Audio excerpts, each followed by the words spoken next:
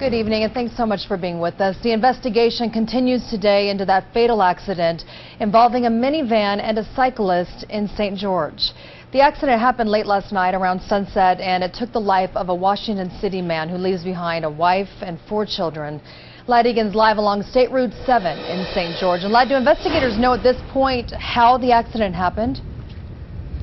Well, they're still in the initial phases of that investigation, but they do tell me this roadway here, this is Southern Parkway that leads to the new St. George Airport. They say cyclists really like it because, as you can see, there's not a lot of traffic. But last night, there was a danger. The sun in the line of sight of motorists on this roadway, and they say that could have contributed to this terrible accident.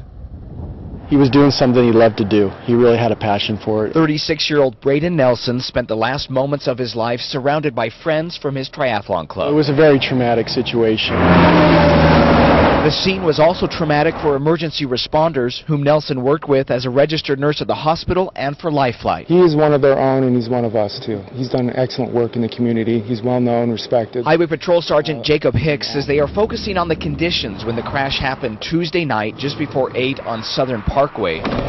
A driver of a white minivan heading west told investigators he could not see because of the setting sun. He felt an impact, his windshield exploded, and he did not know what he had hit or what had happened, so he stopped to find out, and of course he was quite shocked. Investigators are making a scale diagram of the accident scene to determine if the car crossed the white line or if Nielsen was in the traffic lane. That's what we're trying to figure out, exactly where they were on the roadway. He was one of the most loving people you'd ever meet.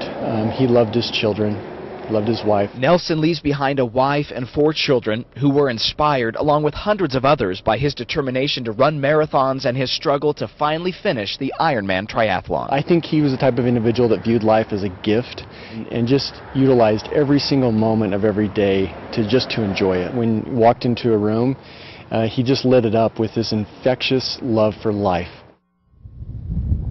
Those who trained with Braydon say he was truly an inspiration. He wasn't able to finish the Ironman here in St. George back in May, but he pushed through and inspired everyone when he crossed the finish line at an Ironman up in Idaho later in the summer. Those at the hospital in mourning where he worked and law enforcement, a lot of people looked at him and were inspired by his example. And Shauna, they say that he could inspire anyone as he was out running by simply shouting, "Booyah!" And they've actually added that into the name of his memorial fund at Wells Fargo Bank, and anyone can go there and contribute to the Braydon Nielsen Booyah Memorial Fund to help his family in this time of need. Back to you. Ladd, you can even tell in the photos that he just had a joy about him.